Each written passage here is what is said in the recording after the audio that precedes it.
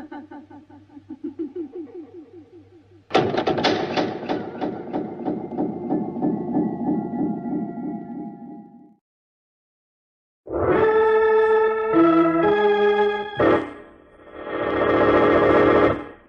New York City, the makers of Clipper Craft Clothes for Men and 1,036 leading retail stores from coast to coast present the world's most famous detective, Sherlock Holmes.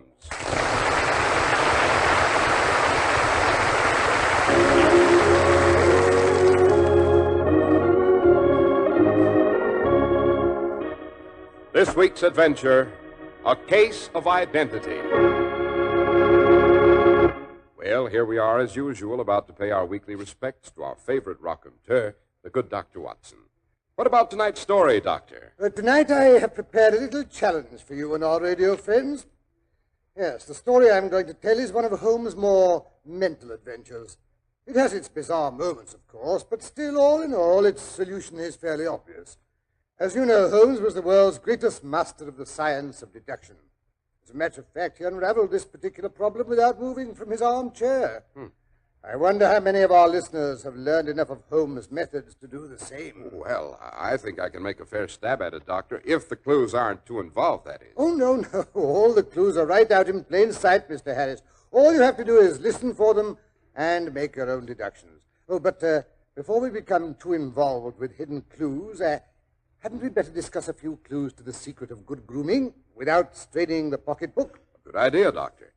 If you need a fine new suit for business or a good-looking sport jacket for weekend wear and really want your dollars to do double duty, here's how. Insist on Clipper Craft Clothes.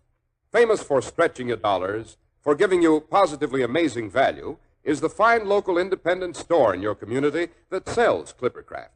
Despite rising costs of materials and manufacturing, you can still buy long-wearing, beautifully tailored Clipper Craft suits for only $40 to $47.50. Luxurious tropical worsteds for only $33.75 to $40, and smart sport jackets for only $26.50. It's the Clipper Craft plan and the Clipper Craft plan alone that makes Clipper Craft clothes possible at these low prices.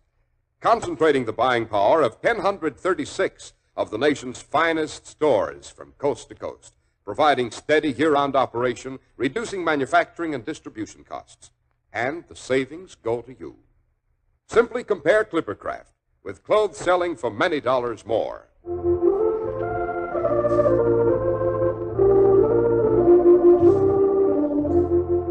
And now, Dr. Watson, back to the adventure you think we should be able to solve for ourselves. Right, Mr. Harris. It was during the middle years of our joint occupancy of the lodgings in Baker Street. Holmes and I sat relaxed in two easy chairs on either side of the living room fire. Holmes' long legs stretched out in front of him, his head wreathed in the smoke from his favorite pipe, a horrible black, greasy old clay affair that he coddled as if it were a child. Oh, we had just finished an excellent breakfast, and Holmes was in the philosophic mood that so often accompanies the process of digestion. Strange thing, life, eh, Watson? Infinitely stranger than anything the mind of man could invent. Yes, I know that's one of your pet theories, and I dare you to put it to the test. Now, take today's paper. If you can find anything bizarre in that, I'll buy you a new smoking jacket. I don't want a new smoking jacket, Watson, but I'll take up your challenge. Choose any article, any paragraph at all on this page, and I'll guarantee to find something outlandish. Very well. Here, take the very first heading. Husband's cruelty to his wife. Now, there's a half column of print about that, but I know what it's about almost without reading it. There's the other woman, the drink, the push, the blow. No writer could invent anything more crude or commonplace. Your example, Watson, happens to be rather unfortunate. The husband was a teetotaler. There was no other woman, and the cruelty complained of was that he had the habit of winding up every meal by taking out his false teeth and hurling them at his wife, which you'll allow is an action any literary man would hardly be able to make believable. Well, maybe so, but that's just an exception. Life is made up of exceptions, Watson. There's one now, standing on the pavement on the opposite side of the street. Well, you mean that large, Hebe-like young woman with the enormous boa around her neck and the curling red feather in her hat? Yes. Well, look how she oscillates backward and forward. and the way she fidgets with her glove buttons. Oscillation on the pavement always means an affaire de coeur. She would like advice, but it's not sure that the matter may not be too delicate for communication. She's decided to take the plunge. Here she comes across the road like a swimmer leaving the bank.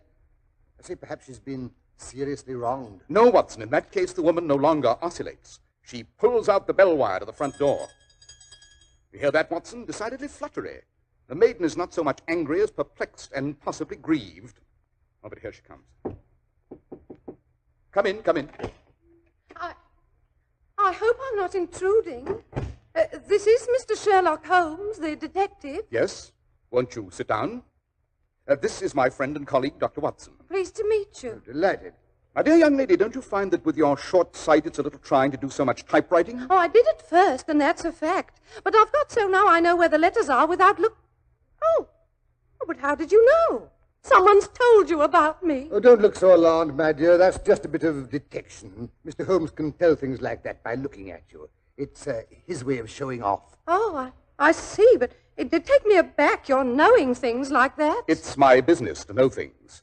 I knew you used the typewriter from the appearance of your fingertips and the double line pressed into the plush above your wrists. It was equally obvious that you're nearsighted from the marks left on either side of the nose by your pince-nez. So you see, my dear Miss... My name's Sutherland, Mary Sutherland. So you see, my dear Miss Sutherland, there's nothing terrifying in my conclusions. Well, no, not when you explain it like that. And now, perhaps you'll tell me why you came away to consult me in such a hurry that you managed to put on 2 odd shoes. Why, bless my soul, so I did. The right one's my Sunday pair. Yes, you must have been rather agitated when you left home. Yes, I did bang out of the house, and who wouldn't? It made me fair angry to see the easy way Mr. Windybanks, oh, that's my father, took it all. He wouldn't go to the police. He just sat there and said there was no harm done and everything would come right in the end. So finally I got mad and told Father I was coming to you myself. You say your father, but surely you mean your stepfather, since the name's not the same. Yes, he's my stepfather. Mother makes me call him Father, though it sounds kind of funny, him being only 5 years and 2 months older than myself. I see. How recently did your mother marry this Mr. Windybanks? Oh, about 2 years ago it was, Mr. Holmes. And I'll admit I wasn't very pleased, seeing as it was so soon after Father's death. And him a man nearly 15 years younger than herself. Enough to start complications in any home. Eh, Holmes? Quite. But please continue, Miss Sutherland. I gather your father left your mother fairly well off. Yes, sir, he did. You see, Father was a plumber in Tottenham Court Road, and he left a tidy business behind him. After he went, Mother carried it on. Although I must say that William, that is, Mr. Hardy, Father's foreman, did most of the work. And a good thing he made of it, too. This Mr. Hardy, was he your father's age? Oh, no, sir. He was just 2 years older than me. The fact is, we had a sort of an understanding till this year Mr. Windybanks came along. Oh, and he didn't approve of Mr. Hardy? Oh, it weren't that so much as that he didn't approve of the plumbing business. Said it wasn't high class. Oh. Mr. Windybanks is a very superior gentleman himself, Mr. Holmes. Travels in wines for Westhouse and Marbank, the claret importers in 10 Church Street. Oh, a real toff he is. I see. Yes, sir. So after him and Mother got married, he made us sell the business. They got £4,700 for the goodwill and the interest, but Mr. Hardy said it was practically giving it away. And so him and my stepfather had an argument, and my stepfather told Will to clear out and never darken his door again. Quite theatrical. Yes, my stepfather's like that. Well, Will says he's off to Birmingham, and will I come with him? And I says, well, I can't hardly be expected to leave me own mother. So then he gets mad and biffs off. Without giving you a chance to change your mind? Well, yes. And how is he doing in Birmingham? Very nicely, I hear. Got his own shop and all. Oh, not that I write to him. I wouldn't send him a word if I was dying, I wouldn't. Of course. Serves him right for not being more persuasive. Yes, sir. Oh, but that's neither here nor there, Mr. Holmes. The fact is, I don't know why I even mentioned Will Hardy.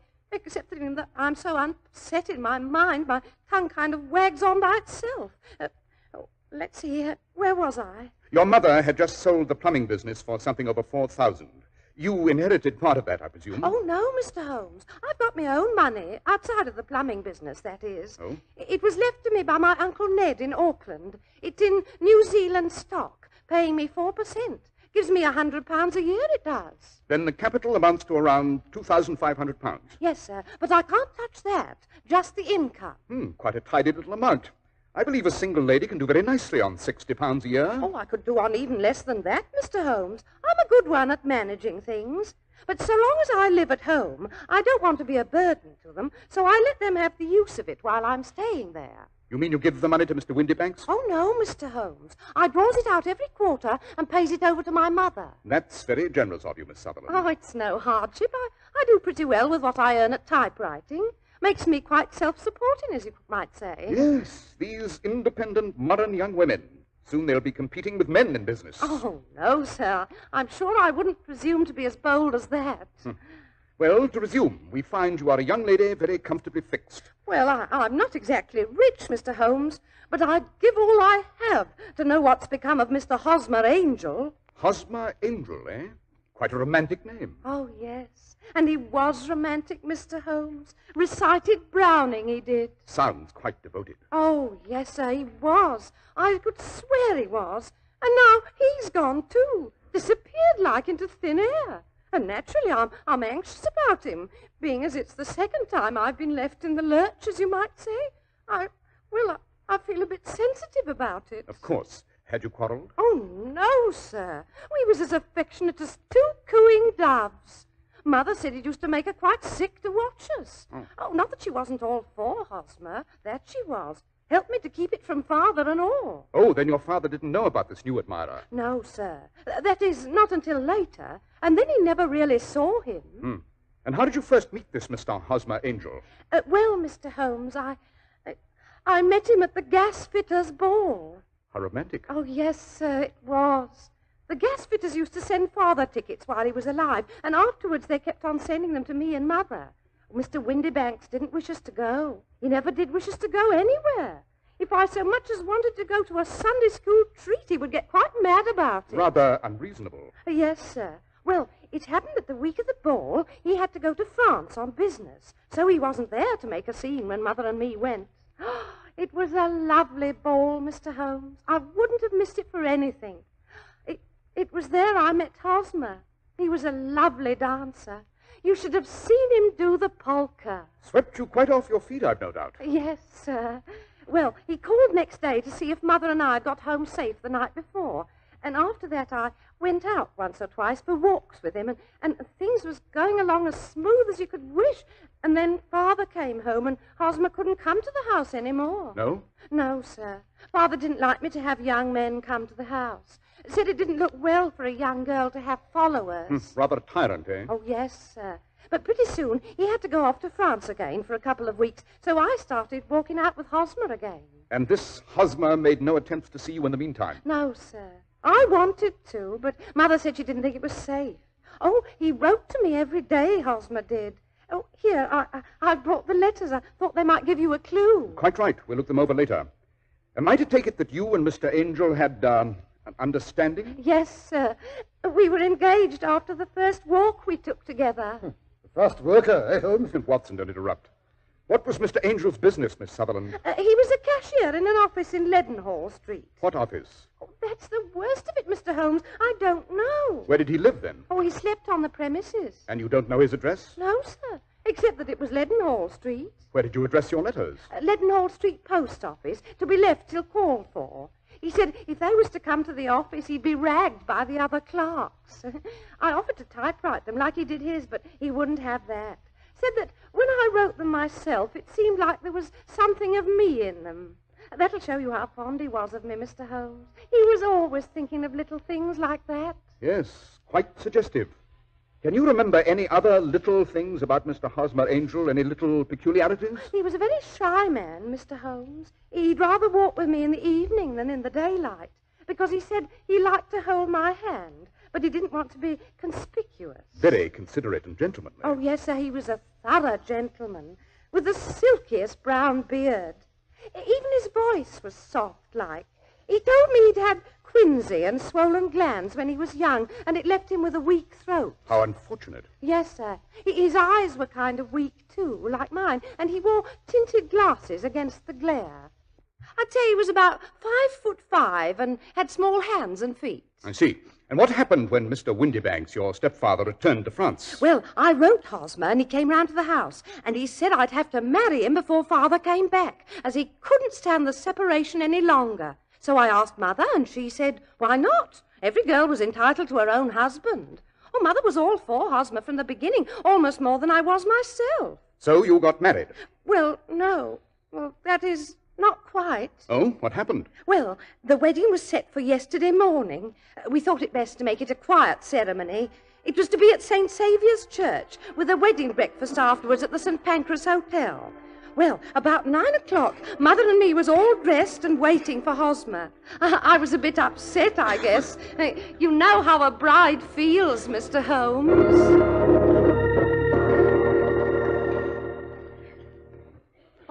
Oh, dear, I'm that nervous. I don't know whether I ought to get married or not. Don't you fret, Mary. All brides is like that. Why, when I was married to your father, I was so jumpy I split both me gloves. Oh, I know, but I haven't known Hosmer very long, Mother. Maybe I oughtn't to jump off the deep end like this. What's the good of waiting, Mary? Better get married now before your father gets back. Yes, I suppose so. Oh, dear me, I wish my shoes wasn't so tight. Shh, here comes Hosmer now. Don't he look handsome with that flower in his buttonhole and all? No, you stay here, Mary. I'll answer it. A bride should act shy-like on her wedding day. Good morning, Hosmer. How's the groom? Good morning, Mother. Oh, I'm fine. Hello, Mary. Hello, Hosmer. What's the matter? You look kind of white. Oh, I'm all right. How are you? Oh, I'm all right too, Hosmer. Well, we'd better be shoving off. I got a hansom waiting outside. Oh, but Hosmer, it's such a little way, and hansoms is expensive. You don't think that any bride of mine is going to walk on her wedding day? Now, who can that be? Hosmer, you're as full of jumps as a kangaroo. Now I'll go. What is it? Telegram? Oh, thank you. It's a telegram. Maybe somebody's died. I'm almost afraid to look. But here, let me. I'm used to these things. Expect me home today. Erasmus G. Windybanks. Father's coming home. What if he gets here before... No, don't lose your nerve. You're of age, remember, so it don't matter how he raves afterwards. Oh, Mary, promise you won't let him tear us apart. No. Swear it, Mary. Now, where's the Bible? Mary's carrying mine, the one I got married with, both times. All right. Now, put your left hand on that Bible and swear that whatever happens, you will always be true to me and to me only. But what could happen? Oh, you never know. Now, swear it, Mary, for my sake. Swear it. Yes, Mary. Why not do as Hosmer asks? All right, I swear. Oh, good. Now then, let's get on with it. Yes, Hosmer. Oh, dear. Is my bonnet on straight? Yes, only hurry. Mr. Windybanks may get back any minute. Mary, don't forget your flowers. No, Mother. Well, hurry. Now, here's the cab. You first, Mother. Now, easy, don't upset the cab. Now, Mary. That's right. Aren't you coming too, Hosmer? No, there isn't room. I'd muss your dress. I'll hail another cab. Oh, yes, there's a four-wheeler now. Hey, cabby! Now, you go on. I'll follow after. See you at the church, Hosmer. St. Saviour's driver. Yes, Hosmer got the other cab. It's foreigners. Oh, my knees are knocking together like anything. Now hush up, Mary. Anyone would think you didn't want to get married. Well, maybe I do, and maybe I don't. Well, just hold your breath and it'll be over in no time now. Here's the church.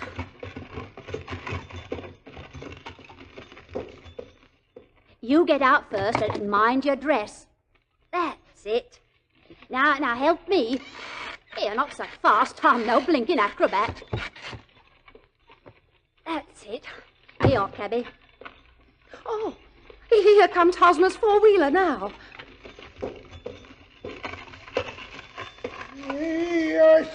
St. Saviour's like you asked for. Why doesn't he get out? Give him time. Maybe his knees is shaky too. Come on, sir. What ails the man? Mother, something's wrong with Hosmer. Oh, stuff. I'm going to see. Wake up there. I'll speak to him, cabby. The cab's empty. What? Something's happened to Hosmer. He's gone and left me waiting at the church.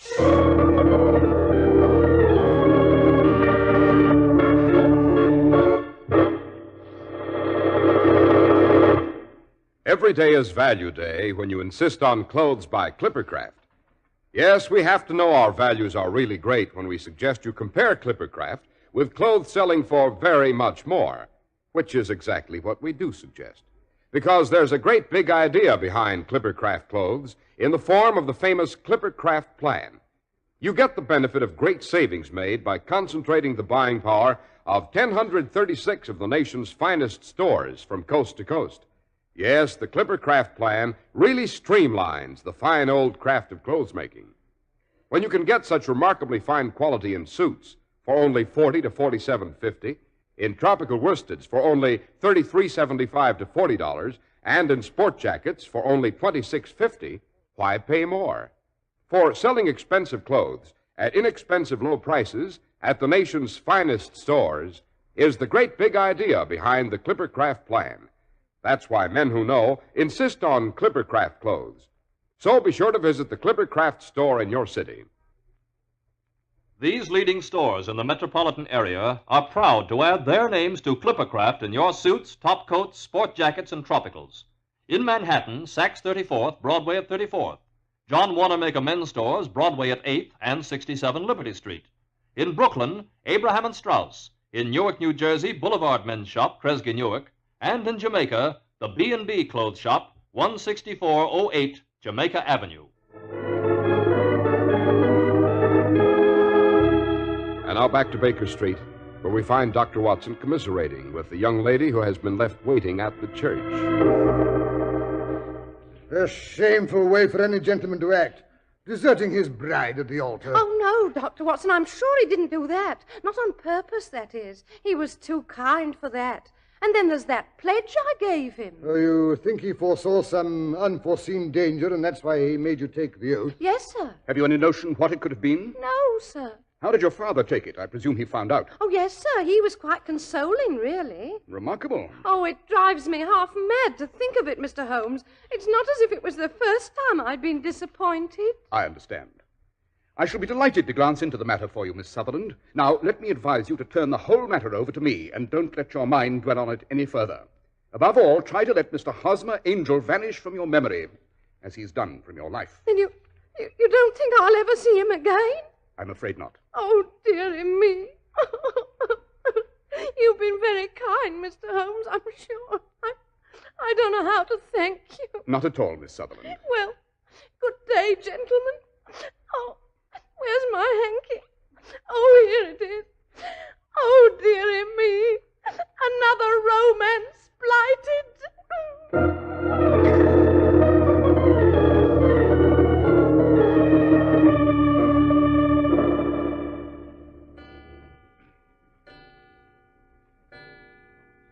Holmes, what a horrid mess of bottles and test tubes.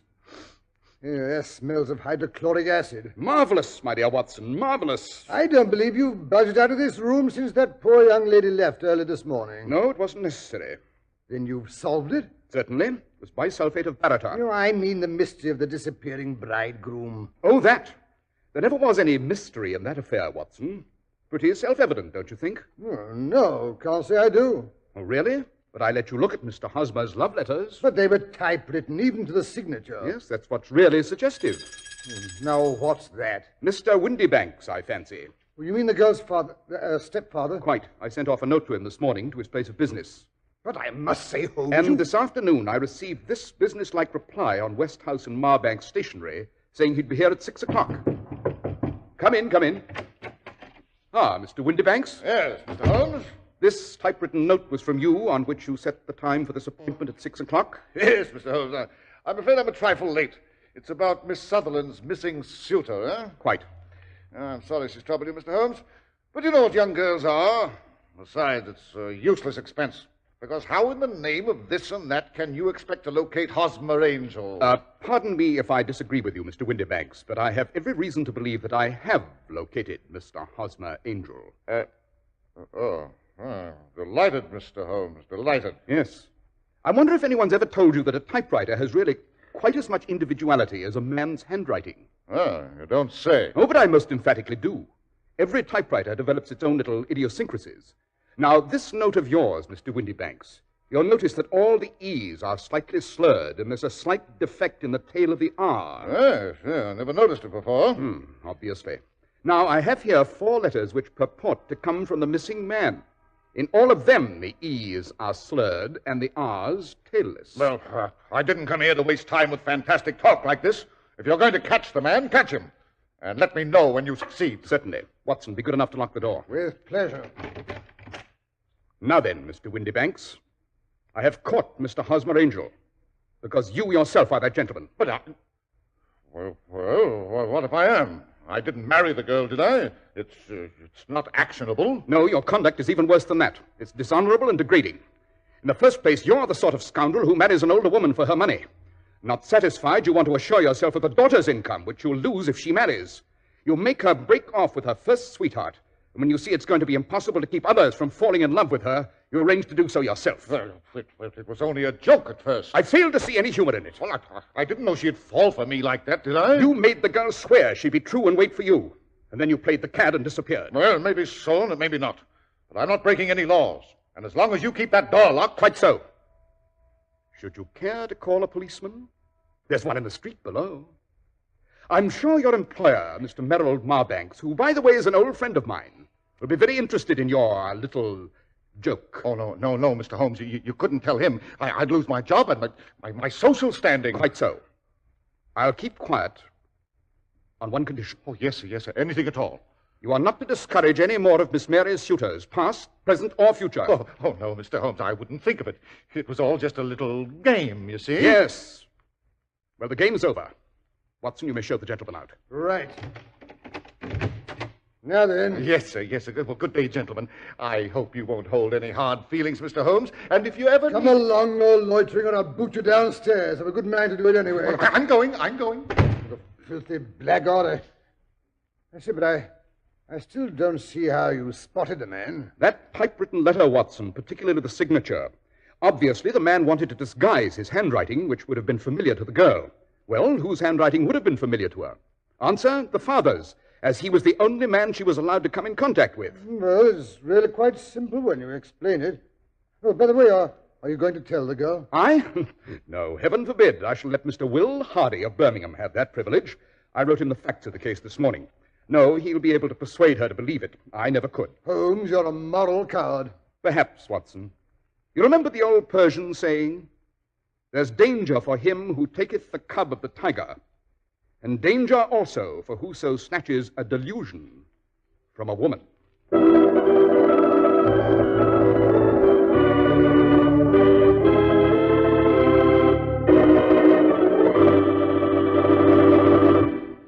Now then, Mr. Harris, did you guess the solution? Well, when Holmes began to talk about typewriters, I started to have an inkling, Doctor. But before that, I'll admit I was pretty much at sea. Why, Mr. Harris, I'm surprised, and after all my teaching. Well, how about giving us a hint about next week's story, Dr. Watson? Yes, Mr. Harris. Next week, I think I'll tell you about a particularly complicated case of violent and untimely death that Holmes and I ran across on what started out to be an uneventful excursion up the Thames. I call it the complicated poisoning on Eel Pie Island.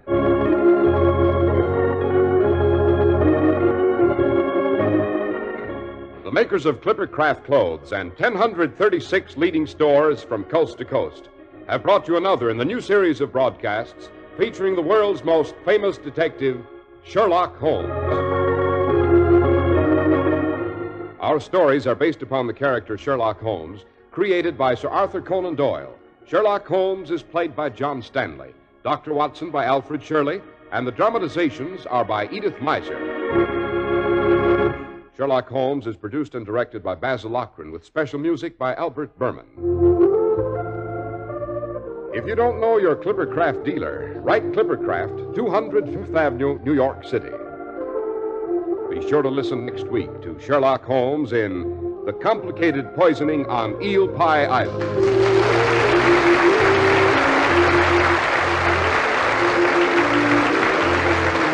Guy Harris speaking for Clippercraft Clothes. This is the network for the Indianapolis Speedway races on Monday, the Mutual Broadcasting System.